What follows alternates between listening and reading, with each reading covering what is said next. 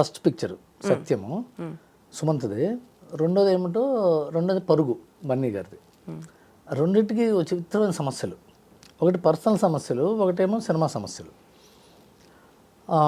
సత్యం టైంలో ఏమైందంటే యాక్చువల్గా మేము ఇంకో కథ చెప్పాం. నేనును శ్రీహరి నాను అని నా ఫ్రెండ్, నా రూమ్మేట్. తన తర్వాత సత్యభామ అని సినిమా చేశాడు. భరత్ అని నేను సినిమా రైటర్, తను డైరెక్టర్గా, నేనేమో రైటర్గా వెళ్ళాం. వెళ్తే మేము చెప్పిన 2 ఏళ్ళు తిరిగిన తర్వాత ఆ కథ వద్దన్నారు, ఈ సినిమా వద్దండి అన్నారు. 2 years తిరిగిన తర్వాత అసలు అంటే ఏమైంది, వాళ్ళ తప్పు కాదు. ముందు సుప్రియ గారు విన్నారు, ఆవిడకి బాగా నచ్చింది. ఆ తర్వాత సుమంత్ గారు వింటే ఆయన కూడా బాగా నచ్చింది. ఆ తర్వాత నాగార్జున గారు విన్న తర్వాత ఇది సుమంత్కి సూట్ అవుతున్నారు. And they right, they were actually right.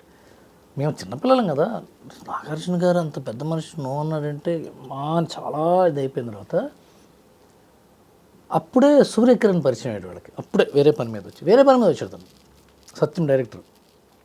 Nagarjuna గారు చూసి ఇతన్ని పెట్టుకుని రైటర్గా ఇంకో కథ రాయవాను అన్నారు. అంటే పోయింది అవకాశం అనుకున్న 9 నిమిషాల్లో ఇంకో అవకాశం వచ్చింది. 10 నిమిషాలు కూడా కాదు. ఓకే నేను లేదా వెళ్ళిపో అన్నారు.